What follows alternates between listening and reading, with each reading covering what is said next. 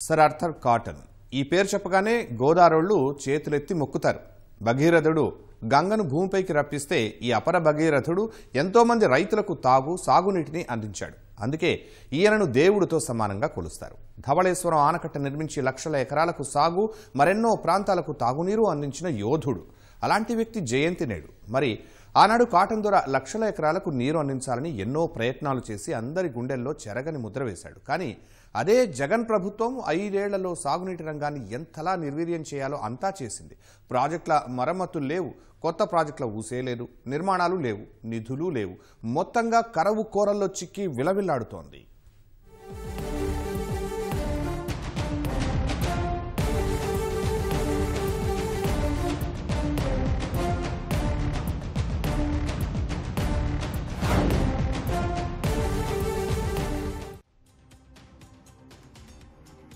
పట్టిన పట్టు విడవకుండా ఇచ్చిన మాటకు కట్టుబడి నిలబడాలంటే దానికెంతో ధైర్య సాహసాలు, ఆత్మవిశ్వాసం, నమ్మకం ఉండాలి. అవన్నీ సర్ ఆర్థర్ కాటన్ దొరకున్నాయి. బ్రిటిష్ ఇంజనీర్ అయిన ఈయన్ను వారి కుటుంబ సభ్యులు గుర్తు చేసుకుంటారో లేదో తెలియదు, కానీ గోదారోళ్లు మాత్రం ఎప్పటికీ మర్చిపోరు.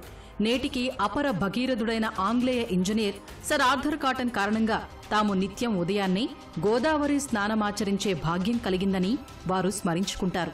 కేవలం గోదావరి స్నానమాచరించే అవకాశమే కాదు, తమ జీవితాల్లో సమూల మార్పులకు మూలం ఆర్థర్ కాటన్ ఆలోచనే అని గోదావరి తీరవాసులు విశ్వసిస్తారు. అందుకు అనుగుణంగా ఆయన చిత్రపటాన్ని ప్రతి ఒక్కరి పూజా మందిరంలో కొలిచేవాళ్లు, తమ ఇంటి ముందు విగ్రహాలు ఏర్పాటు చేసుకుని ఆరాధించేవాళ్లు చాలామంది ఉంటారు. 19వ శతాబ్దం తొలినాళ్లలో దేశంలోని అనేక ప్రాంతాల్లో కరువు తీవ్రంగా ప్రభావం చూపింది. ఆ సమయంలో ప్రస్తుతం ఆంధ్రప్రదేశ్కు ధాన్యాగారంగా పిలుచుకునే గోదావరి జిల్లాల్లో కూడా కరువు సమస్య ఏర్పడింది. ప్రజలు అనేక సమస్యలు ఎదుర్కోవాల్సి వచ్చింది. విస్తారమైన భూభాగం ఉన్నా పూర్తిగా వర్షాధారం మీద ఆధారపడిన సాగు అనావృష్టితో ముందుకు సాగలేదు. ఆ కారణంగా కరువు సమస్యతో అనేక మంది వలసలు పోవటం, కొందరు ఆకలి చావులకు కూడా గురయ్యారని చరిత్ర చెబుతోంది. 1833లో సంభవించిన నందన క్షామంతో దాదాపు 2 లక్షల మంది కరువు బారిన పడినట్టు నాటి ప్రభుత్వ లెక్కల్లో ఉంది. జనసాంద్రత అత్యల్పంగా ఉన్న ఆ రోజుల్లో ఇంత పెద్ద సంఖ్యలో ప్రభావితులు కావటం గమనిస్తే కరువు తీవ్రత అర్థమవుతుంది. ఆ కరువు నుంచి కోలుకున్న వెంటనే మరో ఉపద్రవం గోదావరి తీరాన్ని తల్లడిల్లేలా చేసింది. ఈ సమస్య పరిష్కారానికి నాటి బ్రిటిష్ ప్రభుత్వం ఆలోచన చేసి గోదావరి నీటిని వినియోగించుకోవాలనే ప్రతిపాదన చేసింది. కానీ దానికి తగిన ప్రణాళిక, ఆచరణకు అవసరమైన నిధుల కేటాయింపు లేకపోవడంతో కొంతకాలం పాటు ఈ ప్రతిపాదనలు ముందుకు సాగలేదు. కాటన్ దొర జయంతి జరుపుకుంటా ఉన్నాం. ఆయన కృష్ణా, గుంటూరు జిల్లాల్లో ఆయన చేసిన కృషి మరవలేనిది. అందుకని ఈ ప్రాంత ప్రజలకు ఆయన చిరస్మరణీయుడు. 1791 నుంచి 1833 ఆ ప్రాంతాల్లో గోదావరిలో సంభవించిన అతివృష్టి, అనావృష్టి వల్ల లక్షలాది మంది ప్రజలు చనిపోవటం ఆయన చూశారు. సముద్రం పొంగి నీరు పైకి ఎగదన్ని గోదావరి నదుల పక్కన ఉన్నటువంటి ప్రజలందరూ కూడా చనిపోవడం జరిగింది. ఏమైనా ఈ ప్రజలకి రక్షణ కల్పించాలని చెప్పేసి ఆయన అనుకున్నారు. మొదటగా గోదావరి నదిపై ధవళేశ్వరం వద్ద బ్యారేజీ నిర్మించాలని చెప్పేసి అనుకుని ప్రభుత్వానికి ప్రతిపాదన పంపించారు. కానీ అప్పుడు బ్రిటిష్ ప్రభుత్వం అనుమతి ఇవ్వలేదు. అయినా దాన్ని ఒప్పించి మెప్పించి అరకొర నిధులతోనూ అరకొర సిబ్బందితోనే ఆ బ్యారేజీని నిర్మించే విషయంలో ఆయన ప్రతిపాదన పంపించి అనుమతి పొందారు. అరకొర సదుపాయాలతో ధవళేశ్వరం ప్రాజెక్టు నిర్మించారు. ఆ ప్రాంతంలో ఉన్నటువంటి లక్షలాది మంది ప్రజలకి తాగునీరు, సాగునీరు అందించి అక్కడ ప్రజలకి ఈరోజు స్ఫూర్తిదాతగా మిగిలారు, ప్రాణదాతగా మిగిలారు. అప్పటి జిల్లా అధికారిగా ఉన్న సర్ హెన్రీ మౌంట్ పంపించిన నివేదిక ఆధారంగా ఆనకట్ట నిర్మాణం ఆలోచన తెరమీదకు వచ్చింది. ఆర్థర్ కాటన్ అనే ఇంజనీర్కి ఆ ప్రతిపాదన అప్పగించి సాధ్యాసాధ్యాలు పరిశీలించాలని బ్రిటిష్ ప్రభుత్వం ఆయన్ను కోరింది. దీంతో ఆర్థర్ కాటన్ సుదీర్ఘ అన్వేషణ చేశారు. అలా ధవళేశ్వరం, విజయేశ్వరము మధ్య నది వెడల్పుగా ఉండటం గమనించి ఆ ప్రాంతాన్ని ఎంపిక చేశారు. అలా 1846లో ధవళేశ్వరం వద్ద గోదావరిపై ఆనకట్టని కాటన్ ఆధ్వర్యంలో నిర్మించేందుకు లండన్ నుంచి అనుమతి వచ్చింది. 1847 ఏప్రిల్ నెలలో ఆనకట్ట నిర్మాణానికి శ్రీకారం చుట్టారు. కాటన్ పర్యవేక్షణలో ఈ ఆనకట్ట వేగంగా పూర్తి చేశారు. 5 ఏళ్లలోనే నిర్మాణం జరగటంతో 1852 నాటికి అందుబాటులోకి వచ్చింది. తర్వాత కూడా మరమ్మతులు చేసి 1936లో 3 అడుగుల చొప్పున ఎత్తు ఉండే తలుపులు అమర్చి 10 లక్షల ఎకరాలకు సాగునీరు అందించే ప్రయత్నం ప్రారంభమైంది. అలా ఇప్పటికీ చెక్కు చెదరని ఆనకట్ట నాటి కట్టడాల నిర్మాణ నాణ్యతకు తార్కాణంగా చెప్పవచ్చు. 221 సంవత్సరాల తర్వాత కూడా ఇవాళ కాటన్ ని మన గోదావరి డెల్టాలో ఉన్న ప్రతి రైతు స్మరించుకుంటున్నాడంటే ఆయన ఎంతో సేవలు చేసి ఆ రోజు డొక్కల కరువు నుంచి మన మామూలుగా గోదావరి జిల్లాలను కాపాడిన గొప్ప వ్యక్తి కాటన్. కానీ మన ముఖ్యమంత్రి జగన్మోహన్ రెడ్డి గారు ఈ 2019 నుంచి 24 వరకు మనవాడై ఏమీ జలవనరులా కానీ చేయలే. కాటన్ మనవాడు కాకపోయినా ఇంగ్లాండ్ దేశస్థుడైనా కానీ ఎన్నో కార్యక్రమాలు చేశాడు. ఈరోజు ధవళేశ్వరం బ్యారేజ్ కింద ఉన్నటువంటి అట్లాగే మన కృష్ణా బ్యారేజ్ కూడా మనం ప్రప్రదంగా నిర్మాణానికి బాటలు వేసింది కూడా ఆయనే. కాటన్ ఎప్పుడో చెప్పాడు మన జలవనరులతోనే అభివృద్ధి సాధ్యం గ్రామాల్లో అని. అది ఇంప్లిమెంట్ చేసిన వ్యక్తి. గుర్రం మీద తిరిగి ఎన్నో ఇబ్బందులు ఉన్నా ఆయన చేయడం జరిగింది. మన జగన్మోహన్ రెడ్డి గారు ముఖ్యమంత్రిగా ఉండి ఈ 5 సంవత్సరాల్లో జలవనరుల రంగాన్ని నిర్వీర్యం చేశాడు ఈయన.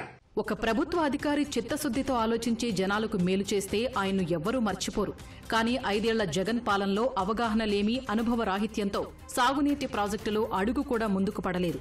19వ దశకంలోనే ఎలాంటి సాంకేతికత లేని సమయంలోనే చిత్తశుద్దితో అంత పెద్ద ఆనకట్టను కట్టారు. ఇదే జగన్ పాలనలో కనీసం ప్రాజెక్టులకు మరమ్మతులు కూడా చేయలేదు.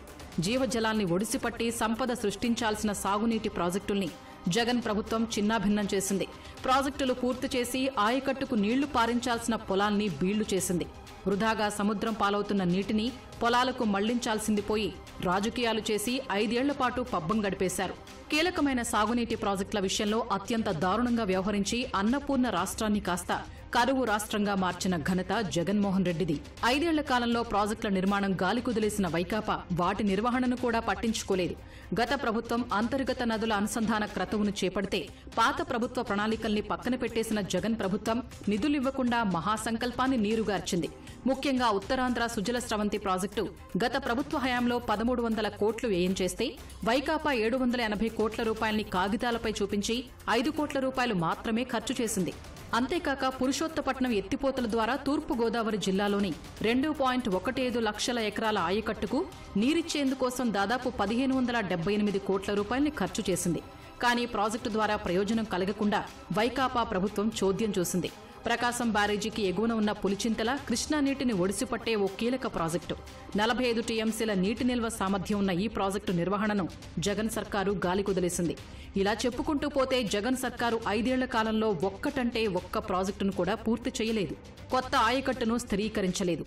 ఆంధ్రప్రదేశ్ జీవనాడి పోలవరం ప్రాజెక్టును గత తెలుగుదేశం ప్రభుత్వంలో 71% పూర్తి చేస్తే ఈయన దాన్ని నిర్వీర్యం చేయడం జరిగింది. రివర్స్ టెండరింగ్ పేరుతో ఇవాళ 1800 కోట్లు ఖర్చు పెట్టి అసలు నిస్సిగ్గుగా 6% అభివృద్ధి చేశామంటున్నారు. పోలవరాన్ని ఒక పర్మనెంట్ బ్యారేజ్గా మార్చాడు ఈయన. అట్లాగే దానికి సాలదన్నట్టు పట్టిసీమ మనకు ఉండగానే ఇంకో 900 కోట్లతో ఎత్తిపోతలు పెడతా అంట. ఎత్తిపోతలు పెట్టి ఏం చేస్తాడు అంటే పోలవరం బ్యారేజ్ని ఒక పోలవరం ప్రాజెక్ట్ ని బ్యారేజ్ గా నిర్వీర్యం చేస్తాడా? ఇది అందరూ ఆలోచించాలి. దాదాపు 5 సంవత్సరాల నుంచి మరి గోదావరి నది మీద ఉన్నటువంటి పోలవరం ప్రాజెక్ట్ ని పూర్తి చేస్తామని చెప్పేసి అన్నారు. 2018 పూర్తి చేస్తానన్నారు, 2022 నాటికి పూర్తి చేస్తామన్నారు. కానీ వైసీపీ ప్రభుత్వం కాలంలో మాత్రం ఆ పోలవరం ప్రాజెక్టుకి తీసుకున్న చర్యలు కానీ నిర్మాణం విషయంలో ముందుకెళ్ళినటువంటి పరిస్థితి కానీ లేదు. మరి అటువంటి సంకల్పం, అటువంటి దృఢమైనటువంటి నిశ్చయం ఈ ప్రభుత్వానికి లేదు కాబట్టి ఇవాళ పోలవరం ప్రాజెక్టుని పూర్తి చేయలేకపోయారు. అంతేకాదు మన రాష్ట్రంలో ప్రాధాన్యత కలిగినటువంటి ప్రాజెక్టును కూడా పూర్తి చేయడం కూడా విఫలమైంది. దాదాపు మనం పరిశీలిస్తే 64,000 కోట్ల రూపాయలు మన రాష్ట్ర బడ్జెట్లో కేటాయించారు. 5 ఏళ్ల కాలంలో ఖర్చు పెట్టింది చాలా దాదాపు 40% కన్నా తక్కువే. మరి దానివల్ల ఏ ప్రాజెక్టు పూర్తి కాలేదు. ప్రకాశం జిల్లా గుండ్లకమ్మ ప్రాజెక్టు 2 గేట్లు 1.5 కిందట కొట్టుకుపోవడంతో జలాశయం దాదాపు ఖాళీ అయింది. మరమ్మతుల్ని పట్టించుకోకపోవడంతో గేట్లు కొట్టుకుపోయాయి. ప్రకాశం జిల్లాతో పాటు నెల్లూరు, వైఎస్సార్ కడప జిల్లా వాసులకు ఉపయుక్తమైన వెలిగొండ ప్రాజెక్టు ఎప్పుడు పూర్తవుతుందో తెలియని పరిస్థితి. కడప జిల్లాలోని అన్నమయ్య, పింఛా ప్రాజెక్టులు కొట్టుకుపోయినా జగన్ సర్కారు పట్టించుకున్న దాఖలాలు లేవు. కనీసం ప్రాజెక్టులకు గ్రీజు పూయడానికి సైతం నిధులు మంజూరు చేయడంలో విఫలమైన ఈ ప్రభుత్వం ఇక సర్ ఆర్థర్ కాటన్ను ఎలా ఆశయంగా తీసుకుంటుంది? వెలుగొండ ప్రాజెక్టు అది ప్రకాశం జిల్లాలో మెట్ట ప్రాంతాలకి, కడప జిల్లాలోను, నెల్లూరు జిల్లాలోను ఉపయోగపడేటువంటి ప్రాజెక్టు, ఒక పెద్ద ప్రాజెక్టు. శ్రీశైలం జలాశయం నుంచి నీటిని తరలించాలి. సొరంగ మార్గాలు. రెండవ సొరంగ నిర్మాణానికి సంబంధించి 250 కోట్ల రూపాయల వ్యయ అంచనా ఉండేదాన్ని ఎక్కువగా ప్రయోజనం కలిగించేటువంటి రిత్విక్ కంపెనీకి గత ప్రభుత్వం అప్పజెప్పింది అని చెప్పి ఆరోపణ చేశారు. అవినీతి జరిగిందన్నారు. రివర్స్ టెండర్లు పిలిచారు. ఆ మిగిలిన పోయినటువంటి పనులనే 550 కోట్ల పైచిలుకు జగన్మోహన్ రెడ్డి ప్రభుత్వమే టెండర్లు ఖరారు చేసింది. మరి ఈరోజు ఏమన్నా ఆ సొరంగ మార్గం నిర్మాణ పనులు పూర్తి చేసిందా? మొదటి సొరంగ నిర్మాణం పూర్తయింది. గత కాలంలోనే ఎక్కువ భాగం అయిపోయింది. ఈ ప్రభుత్వం ఇంకొక 2-3 కిలోమీటర్లు పెండింగ్ ఉన్నదాన్ని పూర్తి చేశారు. రెండవ సొరంగం ఇంకా 5-6 కిలోమీటర్లు నిర్మాణం జరగల. ప్రారంభిస్తాం, ఇదిగో అదిగో అంటారు. ఎప్పుడు ప్రారంభిస్తారు? ఆంగ్లేయుడైన కాటన్ భారత్కు వచ్చి ఇక్కడి ప్రాంతాల్ని సస్యశ్యామలం చేసి వనరుల్ని వినియోగించుకునేందుకు అవకాశం కల్పిస్తే జగన్ మాత్రం రాజకీయ అనాలోచిత నిర్ణయాలతో ప్రాజెక్టుల్ని నిర్లక్ష్యం చేశారు. ఏపీకి ప్రతిష్టాత్మక జీవనాధారమైన పోలవరం లాంటి కీలకమైన ప్రాజెక్టుల్ని ఎప్పుడు పూర్తి చేస్తామో కూడా చెప్పలేనంత స్థాయికి దిగజార్చారు. అలాగే రాష్ట్రంలోని 56 ప్రాధాన్యతా ప్రాజెక్టుల్ని నిర్లక్ష్యం చేసింది. మరి మంచి చేశాడు కాబట్టి సర్ ఆర్థర్ కాటన్ను దేవుడితో సమానంగా కొలిచారు. మరి ఒక్క ప్రాజెక్టు కూడా పూర్తి చేయకుండా ప్రజల్ని తీవ్ర ఇబ్బందులు పెట్టిన జగన్ను ఎలా చూడాలి? అది ప్రజల విఘ్నతకే వదిలేద్దాం. పాపం పండే రోజు వస్తే ఎవ్వరు ఆపినా ఆగదు.